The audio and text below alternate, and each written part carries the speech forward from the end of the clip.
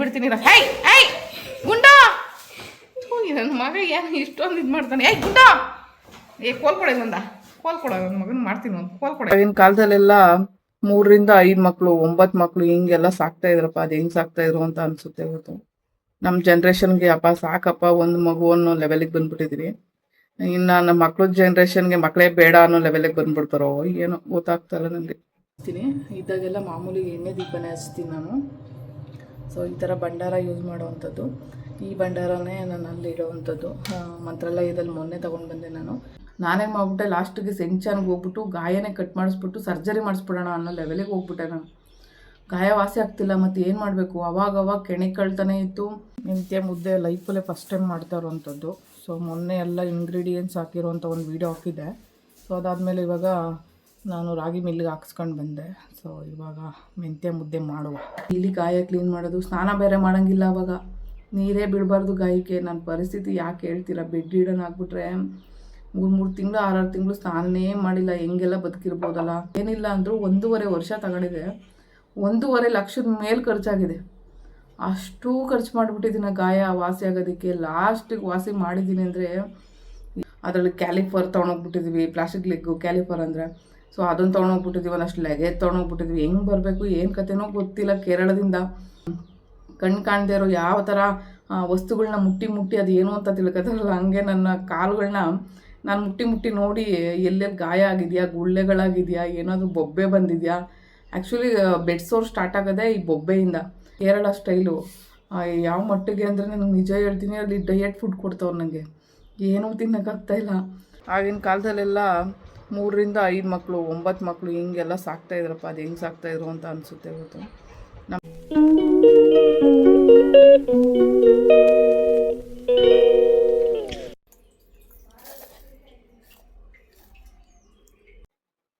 Hi hello good morning.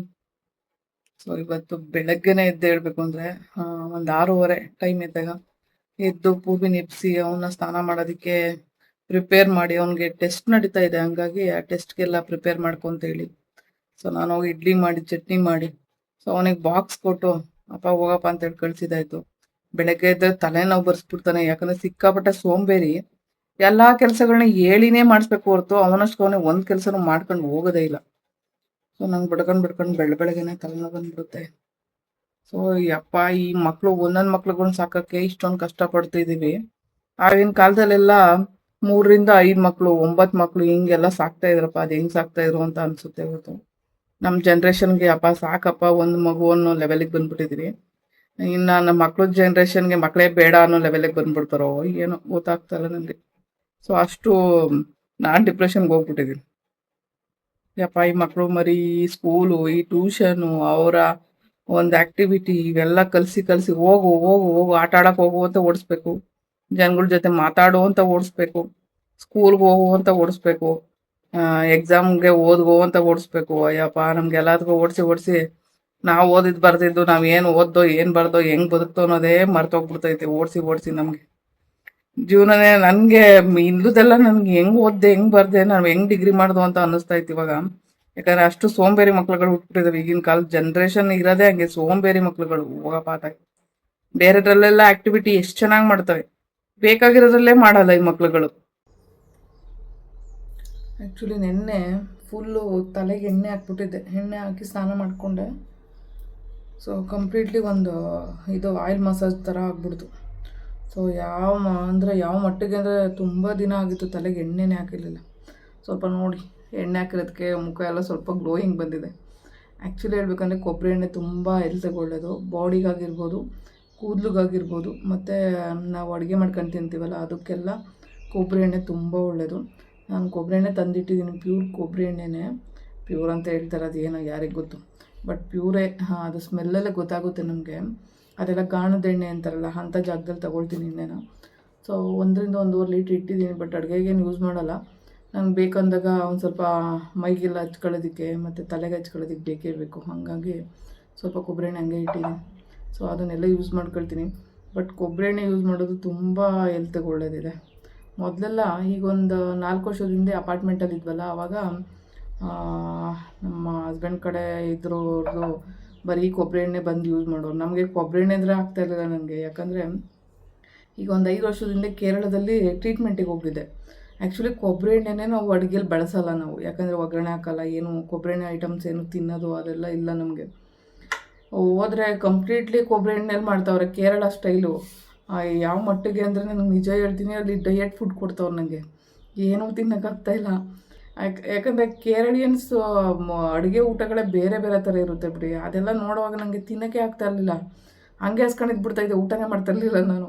ಆಮೇಲೆ doctor ಬೈಯೋರು, ಊಟ ಮಾಡ್ದಂಗೆ ಇರೋಂಗಿಲ್ಲ, ತಿನ್ನಬೇಕು ಅಂತ. ಅಲ್ಲೊಂದು ಮುದ್ದೆ ಇಲ್ಲ, ರೈಸ್ ಅಂತೂ ಕೇಳೋಕ್ಕೆ ಹೋಗ್ಬಿಡಿ, ನಮ್ಮ ಥರ ರೈಸ್ ಅವ್ರು ಮಾಡೋದೇ ಇಲ್ಲ.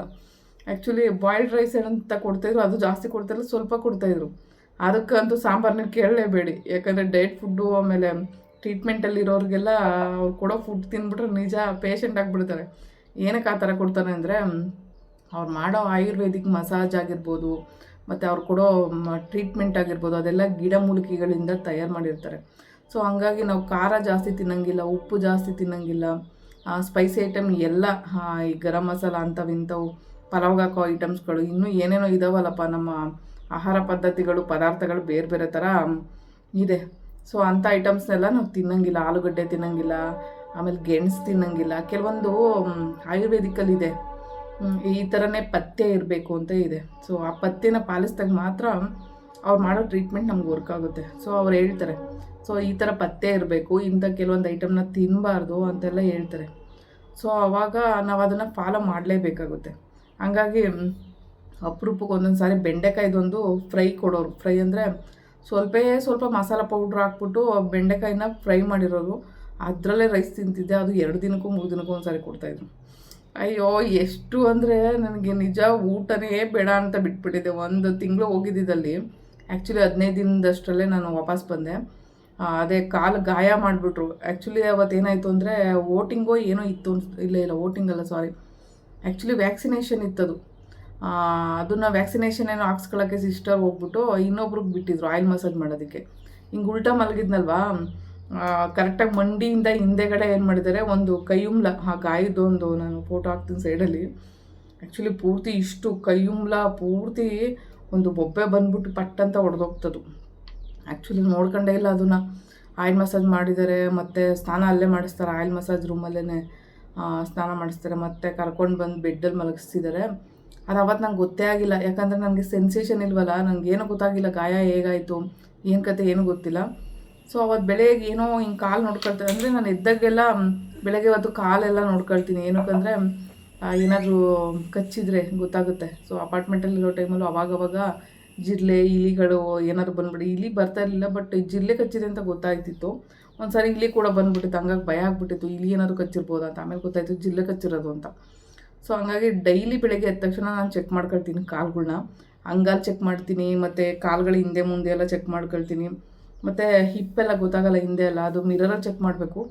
ಬಟ್ ನನಗೆ ಕೈಯಲ್ಲೆಲ್ಲ ಟಚ್ ಮಾಡಿ ನೋಡೋದ್ರಿಂದ ನನಗೆ ಪೂರ್ತಿ ಹಿಂದೆ ತೊಡೆಯಾಗಿರ್ಬೋದು ಎಲ್ಲ ಕಡೆನೂ ನಾನು ಕೈಯಿಂದ ಸ್ಪರ್ಶ ಮಾಡಿ ತಿಳ್ಕೊತೀನಿ.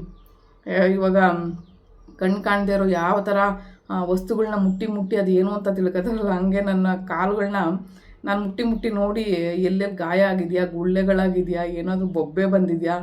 ಆ್ಯಕ್ಚುಲಿ ಬೆಡ್ ಸೋರ್ ಸ್ಟಾರ್ಟ್ ಆಗೋದೇ ಈ ಬೊಬ್ಬೆಯಿಂದ, ರೆಡ್ನೆಸ್ ಸ್ಟಾರ್ಟ್ ಆಗುತ್ತೆ ಫಸ್ಟು. ಅಂದರೆ ಒತ್ತಡ ಬೀಳೋದು, ಯಾವುದಾದ್ರೂ ವಸ್ತು ಚೆನ್ನಾಗಿ ಒಂದು ಕಡೆ ಒತ್ತಿತ್ತು ಅಂದರೆ ಅಲ್ಲಿ ರೆಡ್ನೆಸ್ ಸ್ಟಾರ್ಟ್ ಆಗುತ್ತೆ. ಅದಾದಮೇಲೆ ಬೊಬ್ಬೆ ಬರುತ್ತೆ, ಬೊಬ್ಬೆ ಬಂದು ಒಡೆದು ಅದು ದೊಡ್ಡದಾಗಿ ಗಾಯ ಆಗುವಂಥ ಚಾನ್ಸಸ್ ಇರುತ್ತೆ. ಸೊ ಈ ಗಾಯಗಳಲ್ಲಿ 4 ಸ್ಟೇಜು ಗಾಯಗಳಿದ್ದಾವೆ, ಸಿಕ್ಕಾಪಟ್ಟೆ ಪ್ರಾಬ್ಲಮ್ ಇದೆ ಬಿಡಿ. ಅದೆಲ್ಲ ಕಂಪ್ಲೀಟಾಗಿ ಹೇಳ್ಬಿಟ್ರೆ ಭಯಂಕರವಾಗಿದೆ. ಯಾಕಂದರೆ ಸ್ಪೈನ್ ಇಂಜುರಿ ಆಗಿರೋರು ಆಲ್ಮೋಸ್ಟು ಈ ಬೆಡ್ ಸೋರಿಂದ ಸತ್ತಿರೋರು ಇದ್ದಾರೆ. ಸೊ ನಾನು ಕಣ್ಮುಂದೆ ನೋಡ್ದಂಗೆ ಹೇಳ್ತಾ ಇರೋ ಅಂಥದ್ದು ನೋಡಿ, ಸ್ಪೈನ್ ಇಂಜುರಿ ಆಗಿ ಅರ್ಧ ಮುಕ್ಕಾಲು ದೇಹ ಸ್ವಾಧೀನ ಇಲ್ದಂಗೆ ಬದುಕೋದಲ್ದೇ ಈ ಗಾಯಗಳಾದಾಗ ಮನುಷ್ಯ ಬದುಕೋಕ್ಕಾಗಲ್ಲ. ಯಾಕೆಂದರೆ ಗಾಯನ ವಾಸಿನೇ ಮಾಡೋಕ್ಕೆ ಬರಲ್ಲ, ಯಾಕಂದರೆ ಸೆನ್ಸೇಷನೇ ಇಲ್ಲ. ಈ ಗಾಯ ಆಗಿದೆ, ಇಲ್ಲಿ ಉರಿ ಹೊಡ್ತಾಗ್ತಿದೆ, ಇಲ್ಲಿ ತುಂಬ ನೋವಾಗ್ತಿದೆ ಅನ್ನೋದು ಆ ಮನುಷ್ಯನಿಗೆ ಗೊತ್ತೇ ಆಗಲ್ಲ ಅಂದಮೇಲೆ ಗಾಯ ಆಗಿದೆ ಅನ್ನೋದು ನಮಗೆ ಮೈಂಡಿಗೆ ಬರೋದೇ ಇಲ್ಲ. ಸೊ ಆ ಗಾಯ ಕಂಪ್ಲೀಟ್ಲಿ ಒಂದು ಬೋನ್ಗೆ ಹೋಗಿ ಟಚ್ ಆಯಿತು ಅಂತ ಹೇಳಿದ್ರೆ ಆವಾಗ ಮನುಷ್ಯ ಸಾಯೋವಂಥ ಚಾನ್ಸಸ್ ಇರುತ್ತೆ. ಸೊ ಈ ಸಾಯೋವಂಥ ಚಾನ್ಸಸ್ಗೆ ಹೋದಂದ್ರೆ ಮುಗೀತು ಅವ್ನ ಲೈಫು. ಯಾಕಂದರೆ ನಾನು ಕಣ್ಣಾರ ನೋಡಿರೋದು, ನಾನು APD ಸೆಂಟ್ರಲ್ಲಿ ಒಂದು ಟ್ರೈನಿಂಗ್ ಹೋಗಿದ್ದಾಗ ನಾನು ಇದನ್ನೆಲ್ಲ ತಿಳ್ಕೊಂಡಿದ್ದು. ಬೆಡ್ ಸೋರ್ ಅನ್ನೋದು ಒಂದು ದೊಡ್ಡ ಕಾಯಿಲೆ ಅನ್ನೋ ಥರನೇ ನಮಗೆ ಸ್ಪೈನ್ ಇಂಜುರಿ ಆಗಿರೋರಿಗೆ. ಅದಕ್ಕೆ ಹುಷಾರಾಗಿ ನೋಡ್ಕೋಬೇಕು, ಕಾಲು ಕೈ ಗಾಯಗಳಾಗದೇ ಇರೋ ಥರ. ಸೊ ನನಗಲ್ಲಿ ಕೇರಳದಲ್ಲಿ ಆಗಿರೋ ಒಂದು ಬೊಬ್ಬೆ ಇದೆಯಲ್ಲ, ಆ ಬೊಬ್ಬೆನ ವಾಸಿ ಮಾಡೋಕ್ಕೆ ಕಷ್ಟಪಡಲಿಲ್ಲ ನಾನು. ಅಲ್ಲಿ 15 ದಿನವೂ ಇರೋಕ್ಕಾಗ್ತಿಲ್ಲ. ಏನಕ್ಕೆ ಇರೋಕ್ಕಾಗ್ತಿಲ್ಲ ಅಂದರೆ ಗಾಯ ವಾಸಿ ಮಾಡೋಕ್ಕೆ ಇದರಲ್ಲಿ ಆಗಲ್ಲ, ಏನು ಆಯುರ್ವೇದಿಕ್ಕಲ್ಲಿ ಆಗಲ್ಲ. ಆಯುರ್ವೇದಿಕ್ಕಲ್ಲಿ ಗಾಯ ವಾಸಿ ಮಾಡಬೇಕು ಅಂದರೆ ತುಂಬ ಕಷ್ಟ. ಈ ಇಂಗ್ಲೀಷ್ ಮೆಡಿಸಿನಲ್ಲಿ ನಾವು 15 ದಿನಕ್ಕೆ 1 ತಿಂಗಳು ಗಾಯ ವಾಸಿ ಮಾಡೋದನ್ನ ಆಯುರ್ವೇದಿಕ್ ಆಗಲಿ ಹೋಮಿಯೋಪತಿ ಈ ಥರ ಎಲ್ಲ ಮೆಡಿಸಿನ್ಗಳಲ್ಲಿ ಮಾಡಬೇಕು ಅಂದರೆ 3 4 ತಿಂಗಳು 5 ತಿಂಗಳು ವಾಸಿನೂ ಆಗದೆ ಇರ್ಬೋದು. ಹಾಗಾಗಿ ಆ ಗಾಯನ ವಾಸಿ ಮಾಡಬೇಕು ಅಂದರೆ ನಾನು ಬೆಂಗಳೂರಿಗೆ ವಾಪಸ್ ಬರಬೇಕು. ಕರೋನಾ ಟೈಮಿಗೆ ಬರೋಕ್ಕಾಗ್ತಾಯಿಲ್ಲ. ಸೊ ಟ್ರೈನಿಗೆ ಹೋಗೋಣ ಅಂದರೆ ಆವಾಗ ನನ್ನ ಗಾಡಿ ಇರಲಿಲ್ಲ, ಈ ಥರ ಬೈಕ್ ಇರಲಿಲ್ಲ, ಮತ್ತು ಬರೀ ವೀಲ್ ಚೇರು, ಅದರಲ್ಲಿ ಕ್ಯಾಲಿಫರ್ ತೊಗೊಂಡೋಗ್ಬಿಟ್ಟಿದ್ವಿ, ಪ್ಲಾಸ್ಟಿಕ್ ಲೆಗ್ಗು ಕ್ಯಾಲಿಫರ್ ಅಂದರೆ. ಸೊ ಅದನ್ನು ತೊಗೊಂಡೋಗ್ಬಿಟ್ಟಿದ್ವಿ, ಒಂದಷ್ಟು ಲಗೇಜ್ ತೊಗೊಂಡೋಗ್ಬಿಟ್ಟಿದ್ವಿ. ಹೆಂಗೆ ಬರಬೇಕು ಏನು ಕತೆನೋ ಗೊತ್ತಿಲ್ಲ ಕೇರಳದಿಂದ. ಸೊ ಒಂದು ಕಾರ್ ಮಾಡ್ಕೊಂಡು ಅಲ್ಲಿಂದ ಬಂದಿದ್ದು. ಆ್ಯಕ್ಚುಲಿ ಆ ಗಾಯ ವಾಸಿ ಮಾಡೋದಕ್ಕೆ ಬಂದು ಉಲ್ಟನೇ ಮಲಗಿರ್ಬೇಕಾಗಿರ್ತಿತ್ತು. ನಾನು ಸ್ಟ್ರೈಟಿಗೆ ಮಲಗೇ ಇಲ್ಲ. ಗಾಯ ವಾಸಿ ಆಗೋರು 3 ತಿಂಗಳು ಟೈಮ್ ತೊಗೊಂಡಿದ್ದೀನಿ ಗಾಯ ವಾಸಿ ಮಾಡೋದಕ್ಕೆ. ಅದು ಯಾವ ಮಟ್ಟಕ್ಕೆ ಅಂದರೆ ಏನು ಮಾಡಿದರೂ ಗಾಯ ವಾಸಿ ಆಗ್ತಾಯಿಲ್ಲ, ಏನು ಮಾಡಬೇಕು ಗೊತ್ತಾಗ್ತಾಯಿಲ್ಲ. ಸೊ ನಮ್ಮ ಹಳಬರು ಡಾಕ್ಟ್ರಿಗೆ ಕಾಲ್ ಮಾಡಿಬಿಟ್ಟು ಕೇಳಿದೆ, MS ರಾಮಯ್ಯ ಹಾಸ್ಪಿಟ್ಲಲ್ಲಿ, ಹೆಂಗೆ ಗಾಯ ವಾಸಿ ಮಾಡೋದು, ತುಂಬ ಗಾಯ ಆಗಿಬಿಟ್ಟಿದೆ, ಇದನ್ನು ನಾನು ಏನು ಮಾಡಬೇಕು ಗೊತ್ತಾಗ್ತಿಲ್ಲ ನನಗೆ, ಗಾಯದ ಮೇಲೆ ಪ್ರೆಸರ್ ಬೀಳಬಾರ್ದು ಅಂತ ಹೇಳಿದರು. ಅದು ಒಂದು ಪ್ರೆಸರ್ ಬೀಳಬಾರ್ದು ಅನ್ನೋದು ಗೊತ್ತಿತ್ತು, ಹಂಗಾಗಿ ಉಲ್ಟಾ ಮಲಗ್ತಾಯಿದ್ದೆ ನಾನು. ಸೊ ಆಮೇಲೆ ಅವ್ರು ಹೇಳಿದರು, ಒಂದು ಇದನ್ನು ಸಕ್ಕರೆ ಕಾಳುಗಳ ಥರ ಇರ್ತಾಯಿತ್ತು, ಅದು 1700 ರೂಪಾಯಿ ಅದು, ಅವಾಗೇ ಕರೋನಾ ಟೈಮಲ್ಲಿ. ಸೊ ಇದು ನೀವು ತರಿಸ್ಕೊಳ್ಳೇಬೇಕು, ಇದು ನಿಮಗೆ ಎಲ್ಲೂ ಸಿಗಲ್ಲ, ಮೆಡಿಕಲ್ ಶಾಪಲ್ಲಿ ಎಲ್ಲೂ ಸಿಗಲ್ಲ, ನೀವು ಆನ್ಲೈನಲ್ಲಿ ಬುಕ್ ಮಾಡಬೇಕು ಅಂತ ಹೇಳಿದ್ರು. ಸರಿ ಆನ್ಲೈನಲ್ಲಿ ಗೂಗಲಲ್ಲಿ ಹೋಗಿ ಸರ್ಚ್ ಮಾಡಿದೆ. ಸರ್ಚ್ ಮಾಡಿದ ತಕ್ಷಣ ಅಲ್ಲಿ ಔಟ್ಪುಟ್ ತೋರಿಸ್ಬಿಡುತ್ತಲ್ಲ, ಸರ್ಚ್ ಮಾಡಿದ ತಕ್ಷಣ ಕೆಲವೊಂದು ಫೋನ್ ಕಾಲ್ಸ್ಗಳು ಬರುತ್ತೆ. ಸೊ ಆ ಕಾಲಲ್ಲಿ ಯಾರೋ ಒಬ್ಬರು ಕನೆಕ್ಟ್ ಆದರು ನನಗೆ. ಸೊ ಆವಾಗ ಹೇಳಿದೆ, ಈ ಥರ ಗಾಯ ಎಲ್ಲ ಆಗಿಬಿಟ್ಟಿದೆ, ಹೆಂಗೆ ಏನು ಕತೆ, ಅದು ಮೆಡಿಸಿನ್ ಹೆಂಗೆ ತಂದು ಕೊಡ್ತೀರಾ ಏನು ಕತೆ ಅಂತ ಹೇಳ್ಬಿಟ್ಟು ಆನ್ಲೈನಲ್ಲಿ ಬುಕ್ ಮಾಡಿ ಅದನ್ನು ತರಿಸ್ಕೊಂಡು ನಾನು ಅಪಾರ್ಟ್ಮೆಂಟಿಗೆ. ಸೊ ಅದನ್ನು ಅಪ್ಲೈ ಮಾಡ್ತಾಯಿದ್ದು. ಗಾಯ ಎಲ್ಲ ನೀಟಾಗಿ ಕ್ಲೀನ್ ಮಾಡಿಬಿಟ್ಟು ಆ ಸಕ್ಕರೆ ಕಾಳು ಥರ ಇರೋದನ್ನ ಗಾಯದ ಮೇಲೆ ಹಿಂಗೆ ಹಂಪಬೇಕು. ನಾನು ಹಾಕೊಳ್ಳೋಕ್ಕಾಗಲ್ಲ, ಬೇರೆಯವ್ರ ಕೈಲಿ ಮಾಡಿಸ್ಕೊಳ್ತಾ ಇದ್ದೀನಿ ನಾನು ಅದನ್ನು. ಸೊ ಡೈಲಿ ಗಾಯ ಕ್ಲೀನ್ ಮಾಡೋದು, ಸ್ನಾನ ಬೇರೆ ಮಾಡೋಂಗಿಲ್ಲ ಅವಾಗ, ನೀರೇ ಬೀಳಬಾರ್ದು ಗಾಯಕ್ಕೆ. ನನ್ನ ಪರಿಸ್ಥಿತಿ ಯಾಕೆ ಹೇಳ್ತೀರಾ, ಬೆಡ್ ರಿಡನ್ ಆಗಿಬಿಟ್ರೆ 3 ತಿಂಗಳು 6 ತಿಂಗಳು ಸ್ನಾನನೇ ಮಾಡಿಲ್ಲ, ಹೆಂಗೆಲ್ಲ ಬದುಕಿರ್ಬೋದಲ್ಲ. ಬೆಡ್ ಬಾತ್ ತೊಗೋಬೇಕು, ಅದು ಕ್ಲೀನಿಂಗ್ ಅನಿಸಲ್ಲ. ಯಪ್ಪ ದೇವರೇ, ಅದೆಲ್ಲ ನೆನೆಸ್ಕೊಂಡು ಒಂಥರ ಜೀವನ ನರ್ಕ ಅನಿಸುತ್ತೆ. ಎಷ್ಟೋ ಜನ ಹೇಳ್ತಿರಲ್ಲ ಇವಾಗೇನು ಆರಾಮಾಗಿ ಬದುಕ್ತಾ ಇದ್ದಾಳೆ ಅಂತ. ಪ್ರತಿಯೊಂದು ಸಿಚುವೇಶನ್ ಅನುಭವಿಸ್ಕೊಂಡು ಬರೋಕ್ಕೆ ತುಂಬ ಕಷ್ಟಪಟ್ಬಿಟ್ಟಿದ್ದೀನಿ ನಾನು. ಯಾಕಂದರೆ ಆ ಸಿಚುವೇಶನು ಆ ವ್ಯಕ್ತಿ ನೋವಲ್ಲಿ ಪಟ್ಟು ಅನುಭವಿಸಿರ್ತಾನೋ ಅವನಿಗೆ ಮಾತ್ರ ಗೊತ್ತಿರ್ತದೆ, ಬೇರೆಯವ್ರಿಗೆ ಯಾರಿಗೂ ಆ ವಿಷಯದ ಬಗ್ಗೆ ಅರ್ಥನೂ ಕೂಡ ಆಗಿರಲ್ಲ. ಯಾರೆಲ್ಲ ಬೆಡ್ ರಿಡನ್ ಆಗಿರ್ತಾರೆ ಅವ್ರಿಗೆ ಗೊತ್ತು ನನ್ನ ಕಷ್ಟ ಏನಂತ. ಯಾಕಂದರೆ ಕಂಪ್ಲೀಟ್ಲಿ ವಾಶ್ರೂಮ್ಗೂ ಎದ್ದೋಗೋಕ್ಕಾಗದಿರೋ ಪರಿಸ್ಥಿತಿಲಿ ಒಂದು ಯೂರಿನ್ ಬ್ಯಾಗ್ನ ಫಿಕ್ಸ್ ಮಾಡಿರ್ತಾರೆ, ಅದು ತುಂಬೋದ್ರೆ ಏನು ಮಾಡಬೇಕು, ಒಬ್ಬರು ಎಲ್ಪ್ ಇಲ್ಲ ಅಂದಾಗ ಎಷ್ಟು ಕಷ್ಟಪಡಬೇಕು ಅನ್ನೋದು ನಾವುಗಳು ಅನುಭವಿಸ್ದಾಗಲೇ ಅದು ಅರ್ಥ ಆಗೋದು. ಅಲ್ಲಿವರೆಗೂ ಯಾರಿಗೆ ಯಾರ ನೋವು ಅರ್ಥ ಆಗೋಲ್ಲ. ಸೊ ಹಿಂಗಿದೆ ಸಿಚುವೇಶನ್. ಇವತ್ತೇನಪ್ಪ ಇವಳು ಆರಾಮಾಗಿ ಕೆಲಸಗಳು, ಎಲ್ಲಿದೆ ಆರಾಮ, ಏನೂ ಇಲ್ಲ. ಅಡುಗೆ ಮಾಡೋಕೆ ಒಂದಿನ ಆಗುತ್ತೆ, ಹುಷಾರಿಲ್ಲ ಅಂದರೆ ಮಲ್ಕೋಬೇಕು, ಮಗನಿಗೆ ಸ್ಕೂಲ್ ಕಳಿಸ್ಬೇಕು, ಅವನಿಗೆ ತಿಂಡಿ ಮಾಡಬೇಕು, ನನ್ನ ಆರೋಗ್ಯ ನೋಡ್ಕೋಬೇಕು, ಎಲ್ಲ ನಿಭಾಯಿಸೋ ಹೊತ್ತಿಗೆ ನನಗೆ ಅಪ್ಪ ಜೀವನನೇ ಸಾಕಪ್ಪ ಅನ್ನೋ ಲೆವೆಲಿಗೆ ಹೋಗ್ಬಿಟ್ಟಿದ್ದೀನಿ. ಬಟ್ ಅದು ಯಾರ ಕಣ್ಣಿಗೂ ಕಾಣಿಸ್ತಾ ಇಲ್ಲ. ಯೂಟ್ಯೂಬ್ ಮಾಡ್ಕೊಂಡು ಒಂದು ವೀಡಿಯೋ ಎಡಿಟಿಂಗ್ ಮಾಡೋದಕ್ಕೆ ಅರ್ಧ ರಾತ್ರಿ ಕೂತ್ಕೊಳ್ತೀನಿ, ರಾತ್ರಿ ಎಲ್ಲ ವೀಡಿಯೋ ಎಡಿಟಿಂಗ್ ಮಾಡ್ತೀನಿ.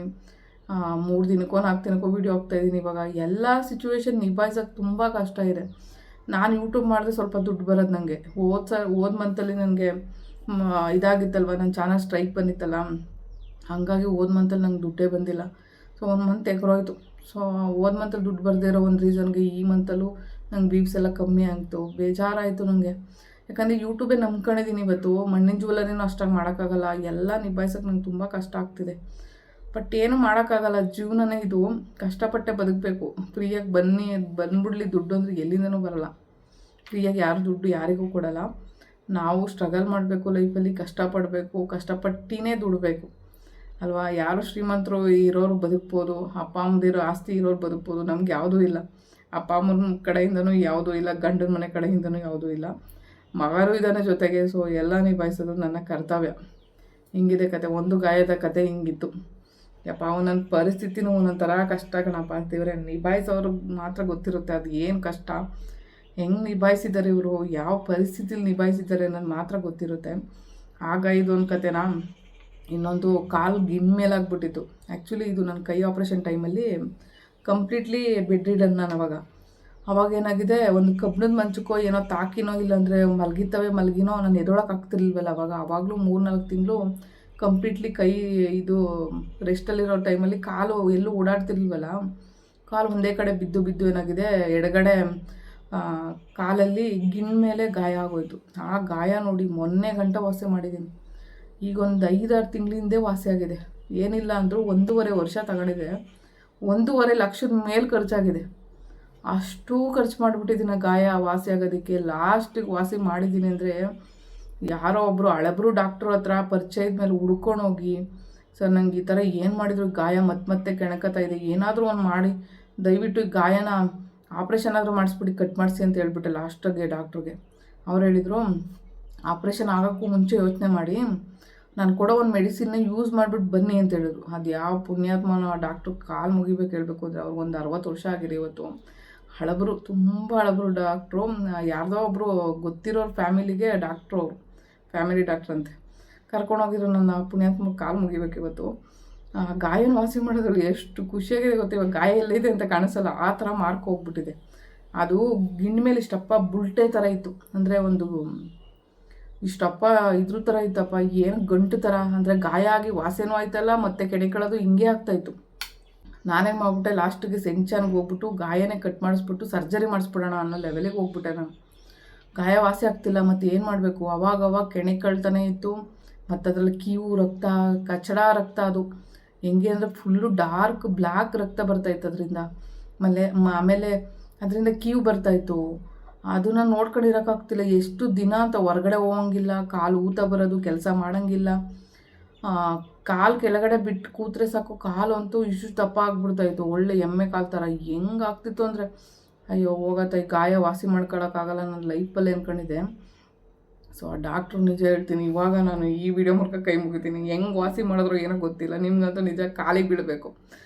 ಅದು ಹೆಂಗೆ ವಾಸಿ ಆಯಿತು ಅಂದರೆ, ಒಂದು ಆ್ಯಂಟಿಬಯೋಟಿಕ್ ಟ್ಯಾಬ್ಲೆಟ್ ಕೊಟ್ಟರು. ಆಮೇಲೆ ಒಂದೇ ಒಂದು ಮಾಮೂಲಿ ಇದು ಇದು ಬರುತ್ತೆ, ಅದ್ರ ನೇಮ್ ಗೊತ್ತಿಲ್ಲ ನನಗೆ, ಅದೊಂದು ಆಯಿಂಟ್ಮೆಂಟು. ಅದು ಮಾಮೂಲಿ ಫಸ್ಟೆಲ್ಲ ಹಚ್ಚಿದ್ದೀನಿ, ಆಯಿಂಟ್ಮೆಂಟಿಗೆ ಗಾಯ ವಾಸಿ ಆಗಿಲ್ಲ ನನ್ನ ಪ್ರಕಾರ. ಆ್ಯಂಟಿಬಯೋಟಿಕ್ ಟ್ಯಾಬ್ಲೆಟ್ ಕೊಟ್ಟಿದ್ದಾರಲ್ಲ, ಆ ಟ್ಯಾಬ್ಲೆಟಲ್ಲಿರೋ ಪವರಿಂದ ನನಗೆ ಗಾಯ ವಾಸಿ ಆಗಿದ್ದು, ಅದಂತೂ ನಂಬ್ತೀನಿ ನಾನು. ಅಪ್ಪ ಡಾಕ್ಟ್ರು ನಿಜ ಒಂದು ಮಿರಾಕಲ್ ಮಾಡಿ ನಾನು ಗಾಯ ವಾಸಿ ಮಾಡಿಬಿಟ್ರು. ಯಾಕಂದರೆ ಗಾಯದ ಬಗ್ಗೆ ಯಾರಿಗೆಲ್ಲ ಕಂಪ್ಲೀಟ್ಲಿ ಡೀಟೇಲ್ಸ್ ಗೊತ್ತಿರೋ, ಅಯ್ಯೋ ಗಾಯ ತಾನೇ ಬರುತ್ತೆ ಹೋಗುತ್ತೆ ಒಣಗೋಗ್ಬಿಡುತ್ತೆ ಅಂತ, ಹಂಗಾಗಲ್ಲ. ನನ್ನ ಲೈಫಲ್ಲೇ ವಾಸಿ ಆಗದೇ ಇರೋ ಒಂದು ಗಾಯ ಆಗಿದ್ದಿದ್ದು ಆ ಗಿಣ್ಣ ಮೇಲಾಗಿರೋ ಗಾಯ. ಅಯ್ಯಪ್ಪ ನಂಗೆ ನೆನ್ಸ್ಕೊಂಡ್ರೆ ಭಯ ಆಗುತ್ತೆ ಬಿಡಿ. ಒಂದೊಂದು ಹಾಸ್ಪಿಟ್ಲಿಗೆ ಅಡ್ಮಿಷನ್ ಆಗಿಲ್ಲ, ಒಂದೊಂದು ಹಾಸ್ಪಿಟ್ಲಲ್ಲಿ ಹೋಗಿ ನಾನು ಟ್ರೀಟ್ಮೆಂಟ್ ಮಾಡಿಸಿಲ್ಲ ಅಂತೆಲ್ಲ, ಎಲ್ಲ ಕಡೆ ಓಡಾಡಿ ವಾರಗಟ್ಟಲೆ ಅಡ್ಮಿಷನ್ ಆಗಿ ಆ ಗಾಯಕ್ಕೋಸ್ಕರ ತುಂಬ ಕಷ್ಟಪಟ್ಬಿಟ್ಟೆ. ಅವಾಗ ಹೆಂಗೋ ಅವ್ರೂರೆಲ್ಲ ಹೆಲ್ಪ್ ಮಾಡಿದಾಗ ನನಗೆ ಸ್ವಲ್ಪ ಹಣದ ಸಹಾಯ ಆಯ್ತು. ಅವಾಗ ಹೆಂಗೋ ಲೈಫ್ ಲೀಡ್ ಮಾಡಿಬಿಟ್ಟೆ. ಬಟ್ ಮುಂದಿನ ಜೀವನ ಹೆಂಗೋ ನಂಗೆ ಗೊತ್ತಿಲ್ಲ. ನಮ್ಮ ಪೂರ್ವಿ ಒಂದು ಸ್ವಲ್ಪ ದೊಡ್ಡವನಾಗ್ಬಿಟ್ರೆ ನನಗೇನು ಅಷ್ಟು ಕಷ್ಟ ಆಗಲ್ಲ ಅಂತ ಅನಿಸುತ್ತೆ. ದೇವ್ರಿಗೆ ಕೇಳ್ಕೊಳ್ಳೋದೊಂದು, ನಮ್ಮ ಪೂರ್ವಿನ ದೇವ್ರಿಗೆ ಕೇಳ್ಕೊಳ್ಳೋದೊಂದೇ, ನಮ್ಮ ಪೂರ್ವಿನ ಒಂದು ಗುರಿ ಮುಟ್ಸೋವರೆಗೂ ನನ್ನ ಬದುಕಿಸಿರು ಗಟ್ಟಿಯಾಗಿ ಅಂತ ಕೇಳ್ಕೊತೀನಿ ಅಷ್ಟೇ. ಇಡ್ಲಿ ಮಾಡಿದ್ದೆ ಚಟ್ನಿ ಜೊತೆಗೆ. ಆ್ಯಕ್ಚುಲಿ ಪೂರ್ವಿ ಗ್ರೀನಾಗಿರ್ಬೇಕು ಚಟ್ನಿ ಅಂತ ಹೇಳಿದ್ದಾನೆ, ಅದಕ್ಕೆ ಸ್ವಲ್ಪ ಕೊತ್ತಂಬರಿ ಸೊಪ್ಪು ಜಾಸ್ತಿ ಹಾಕಿ ಪುದೀನ ಹಾಕ್ತೆ. ಕಡಲೆ ಬೀಜದ ಚಟ್ನಿ ಇದು. ತುಂಬ ದಿನಗಳೇ ಆಯಿತು ಕಡಲೆ ಬೀಜದ ಚಟ್ನಿ ಮಾಡೇ ಇಲ್ಲ, ಯಾಕಂದರೆ ಪೂರ್ವಿಗೆ ಕಡಲೆ ಬೀಜದ ಚಟ್ನಿ ಈ ನಡುವೆ ಇಷ್ಟನೇ ಆಗೋಲ್ಲ. ಅವನು ಕಾಯಿ ಚಟ್ನಿ ಇಷ್ಟಪಡ್ತಾನೆ. ನೋಡಿದ್ರೆ ನಂಗೆ ಕಾಯಿ ಚಟ್ನಿ ಅಂದರೆ ಆಗೋಲ್ಲ ನನಗೆ. ಅದಕ್ಕೆ ಇವತ್ತು ಏನಾದರೂ ಆಗಲಿ ಅಂತ ಹೇಳ್ಬಿಟ್ಟು ಗ್ರೀನ್ ಕಲರ್ ಇದ್ರೂ ಪರವಾಗಿಲ್ಲ ಅಂತೇಳಿ ಕಡಲೆ ಬೀಜದ ಚಟ್ನಿನೇ ಮಾಡಿದ್ದೀನಿ. ನೋಡಿ ಸಿಕ್ಕಾಪಟ್ಟೆ ಗಾಯಗಳಾಗಿದ್ದಾವೆ.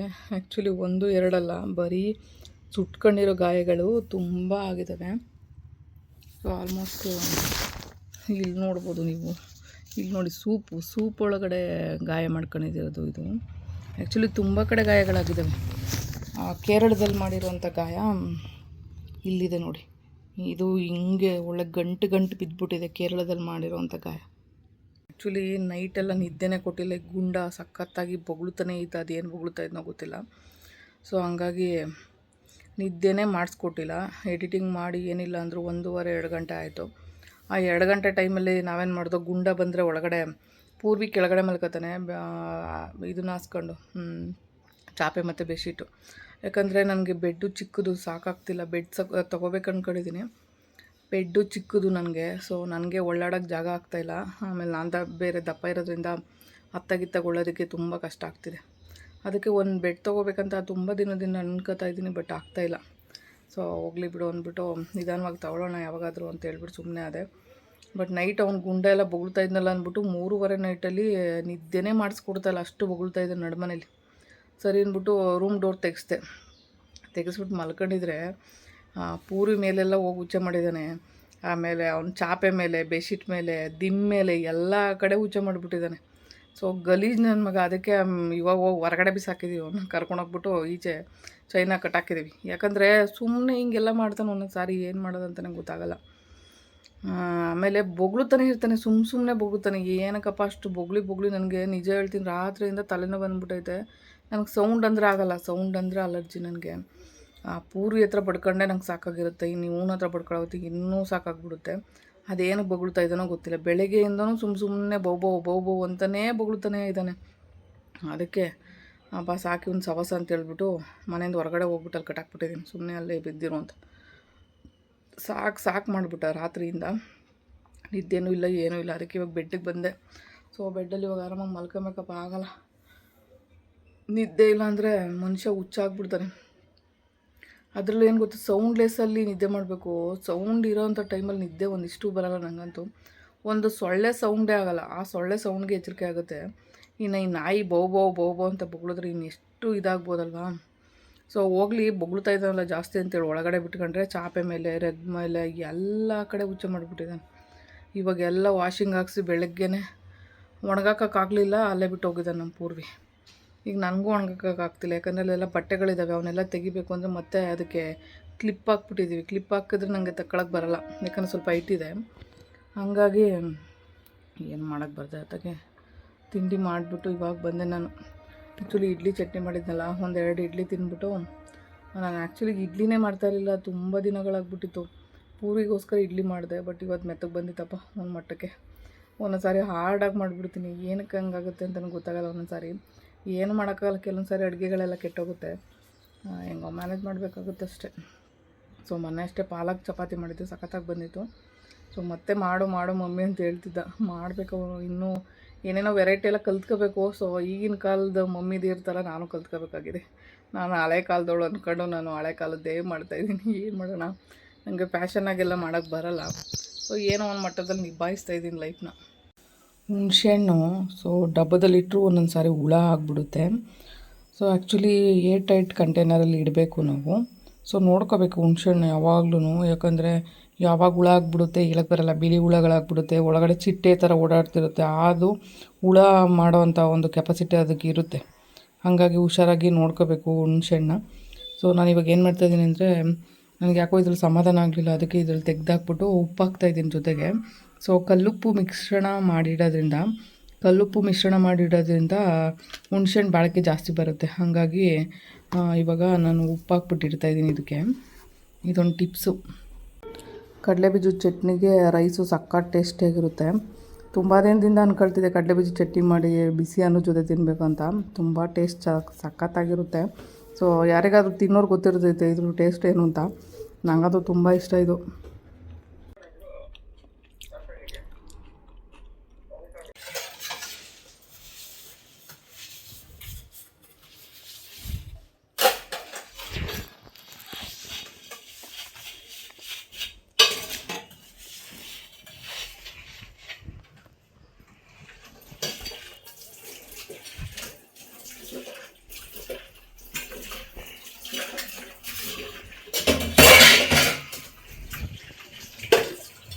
ಪೂರ್ವಿ ಇವಾಗ ಬಟ್ಟೆ ಹಾರಕ್ಕೆ ಹೋಗಿದ್ದ.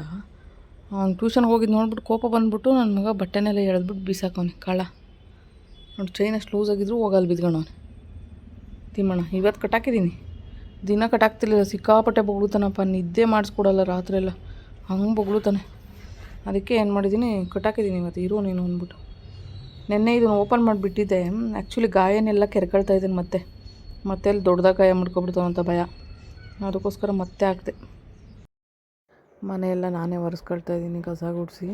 ಸೊ ಇವತ್ತು ಗುರುವಾರ ಆಗಿರೋದ್ರಿಂದ ಪೂಜೆ ಮಾಡೋಣ ರಾಯರಿಗೆ ಅಂತ ಹೇಳ್ಬಿಟ್ಟು ಇಲ್ಲೇ ಮನೆ ಹತ್ರ ನಿಯರ್ ಬೈ ಹೂವು ಬಂದಿತ್ತು. ಸೊ ಹಂಗಾಗಿ ಹೂವನ್ನು ತಗೊಂಡು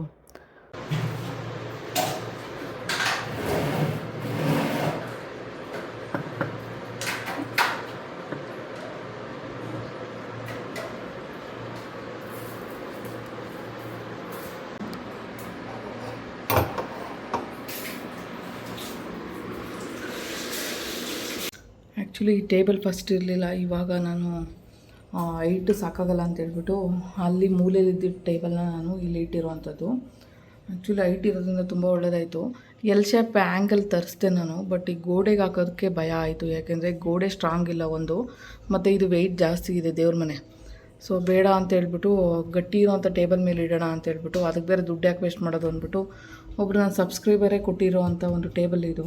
ಆವತ್ತಿಂದ ಆ ಮನೇಲಿತ್ತು, ಈ ಮನೆಗೆ ತಂದು. ಬಟ್ ಅಲ್ಲಿ ಮೂಲೆಯಲ್ಲಿ ಬಟ್ಟೆ ಅದು ಇದು ಹಾಕೊಳ್ತಾ ಇದ್ದೋ, ಸೊ ಅಲ್ಲಿ ಬೇಡ ಅಂತ ಹೇಳ್ಬಿಟ್ಟು ಇಲ್ಲಿಗೆ ತೊಗೊಂಡು ಬಂದು ಇವಾಗ ಇಟ್ಟಿರೋವಂಥದ್ದು. ಸೊ ಅಲ್ಲೂ ಕೂಡ ಬೆಡ್ಶೀಟು ಅದು ಇದು ಒಗ್ದಿರೋ ಬಟ್ಟೆಗಳನ್ನೆಲ್ಲ ಹಾಕೊಳ್ತಾ ಇದ್ದೆ ಈ ಟೇಬಲ್ ಮೇಲೆ. ಸೊ ಇವಾಗ ದೇವ್ರ ಮನೆಗೆ ಅನುಕೂಲ ಆಗುತ್ತೆ ಅಂತೇಳಿ, ಹೈಟು ಕೂಡ ನನಗೆ ಅಡ್ಜಸ್ಟಬಲ್ ಇದೆ. ಸೊ ಈಸಿಯಾಗಿ ಪೂಜೆ ಮಾಡೋದಕ್ಕೂ ಅನುಕೂಲ ಆಯಿತು. ಹೆಂಗಿದ್ರು ದೇವ್ರನ್ನ ನನ್ನ ಹತ್ರನೇ ತೊಗೊಂಡು ಹೂವು ಎಲ್ಲ ಹಾಕ್ಬೇಕಾಗಿರೋವಂಥದ್ದು, ಮತ್ತು ದೇವ್ರಿಗೆ ಭಂಡಾರ ಇಡೋದಕ್ಕೆಲ್ಲ ನನ್ನ ಹತ್ರನೇ ತೊಗೊಳ್ಳೋದು. ಸೊ ಅದಕ್ಕೋಸ್ಕರ ಹೆಂಗೋ ಅನುಕೂಲ ಆಯಿತು ಅಂತ ಹೇಳ್ಬಿಟ್ಟು ಇವಾಗ ಬಂದು ಈ ಥರ ಎಲ್ಲ ರೆಡಿ ಮಾಡ್ಕೊಂಡಿದ್ದೀನಿ ಸದ್ಯಕ್ಕೆ.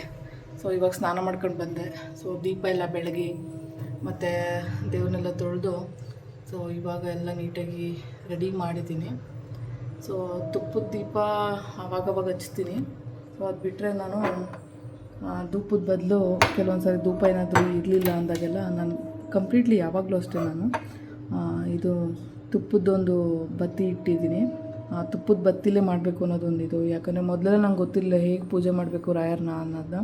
ಇವಾಗ ನಾನು ರಾಯರಿಗೆ ಯಾವ ಥರ ಪೂಜೆ ಮಾಡಬೇಕು ಅನ್ನೋದೆಲ್ಲ ತಿಳ್ಕೊಂಡು ಮಾಡ್ತಾ ಇರೋವಂಥದ್ದು. ಇವಾಗ ಅಪ್ಡೇಟ್ ಆಗ್ತಾಯಿದ್ದೀನಿ. ರಾಯರಿಗೆ ಯಾವ ಥರ ಮಾಡಿದರೆ ಬೆಟರು, ಮತ್ತು ರಾಯರನ್ನ ಯಾವ ಥರ ಸೇವೆಗಳನ್ನ ಮಾಡಬೇಕು ಅನ್ನೋದನ್ನೆಲ್ಲ ಸ್ವಲ್ಪ ತಿಳ್ಕೊಂಡಿದ್ದೀನಿ. ಆದಷ್ಟು ಗೊತ್ತಿರೋಷ್ಟು ಹೇಳಬಲ್ಲೆ ಅಷ್ಟೇ. ಸೊ ಪ್ರತಿ ಸಾರಿನೂ ತುಪ್ಪದ ದೀಪದಲ್ಲೇ ನಾನು ಆರತಿ ಬೆಳಗುವಂಥದ್ದು. ಮತ್ತು ವಾರಕ್ಕೆ ಒಂದು ಸಾರಿ ಆದರೂ ತುಪ್ಪದ ದೀಪ ಹಚ್ತೀನಿ. ಇದ್ದಾಗೆಲ್ಲ ಮಾಮೂಲಿ ಎಣ್ಣೆ ದೀಪನೇ ಹಚ್ತೀನಿ ನಾನು. ಸೊ ಈ ಥರ ಭಂಡಾರ ಯೂಸ್ ಮಾಡೋವಂಥದ್ದು. ಈ ಭಂಡಾರನೇ ನಾನು ಅಲ್ಲಿ ಇಡೋವಂಥದ್ದು. ಮಂತ್ರಾಲಯದಲ್ಲಿ ಮೊನ್ನೆ ತೊಗೊಂಡು ಬಂದೆ ನಾನು. ಇದ್ದಾಗೆಲ್ಲ ಅರ್ಶಿನ ಕುಂಕುಮನೇ ಇಡ್ತಾಯಿದ್ದೆ. ಸೊ ಇವಾಗ ಭಂಡಾರನೇ ತಂದಿದ್ದೀನಿ, ಭಂಡಾರನೇ ಇಡೋವಂಥದ್ದು. ಪೂಜೆಗೆ ಈ ಥರ ರೆಡಿ ಮಾಡ್ಕೊಂಡಿದ್ದೀನಿ ಇವಾಗ. ಸೊ ಯಾವತ್ತೂ ಪೂಜೆ ಮಾಡೋದು ನಾನು ತೋರಿಸೇ ಇರಲಿಲ್ಲ.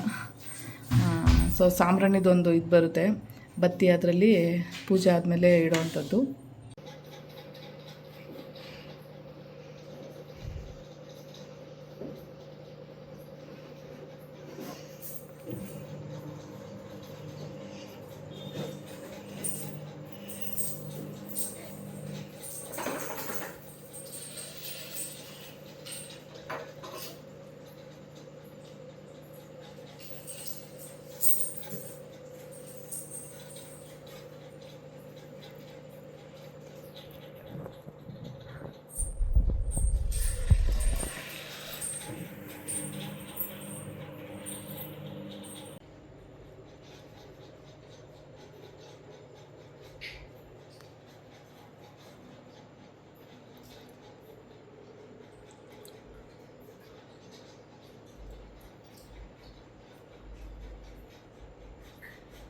ಇನ್ನೊಂದಷ್ಟು ಪಾತ್ರೆ ಇದ್ದಾವೆ, ಎಲ್ಲ ತೊಳೆದ್ಬಿಟ್ಟು ಮುದ್ದೆಗೆ ಇಟ್ಟಿದ್ದೀನಿ. ಇವಾಗ ಮುದ್ದೆ ಮಾಡಬೇಕು, ಮೆಂತ್ಯ ಮುದ್ದೆ ಮಾಡೋಣ ಅಂತ ಇಟ್ಟಿದ್ದೀನಿ. ಸಾಂಬಾರು ಚೆನ್ನಾಗೈತೆ ಇವಾಗ, ಸಾಂಬಾರು ಆಗುತ್ತೆ ಇವಾಗ ಮೆಂತ್ಯ ಮುದ್ದೆಗೆ. ಸ್ವಲ್ಪ ತುಪ್ಪ ಹಾಕೊಂತೀನಿ ಅಂತ. ಇವತ್ತು ಗುರುವಾರ, ನಾನು ಮೊಟ್ಟೆ ಗಿಟ್ಟೆ ಎಲ್ಲ ಮಾಡಲ್ಲ. ಗುಂಡಂಗೂ ಮಾಡಲ್ಲ ಇವತ್ತು. ಗುಂಡನ ಉಪವಾಸ ಇರಬೇಕು ಇವತ್ತು. ಗುಂಡ ಹಂಗೆ ತಿನ್ಬೇಕು ಇವತ್ತು ಮುದ್ದೆನ ತುಪ್ಪದಲ್ಲಿ ತಿಂತಾನೆ ಬಿಡೋನು. ಸರಿ, ಇಲ್ಲಿ ನೋಡು ತೇವ ಆಗೈತಿ, ಇಲ್ಲಿ ಒರೆಸ್ಬಿಟ್ಟು ಹೋಗುವ.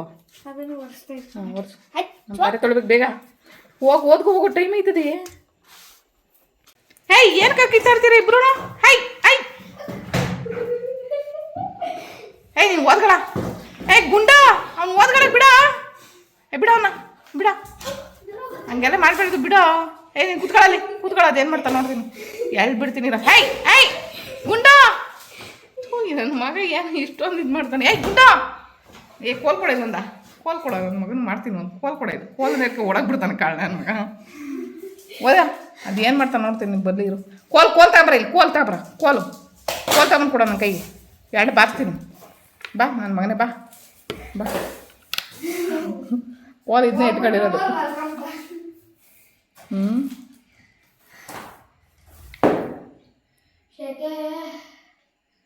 ಮಲಿಕೊಬಿಟ್ನಾ?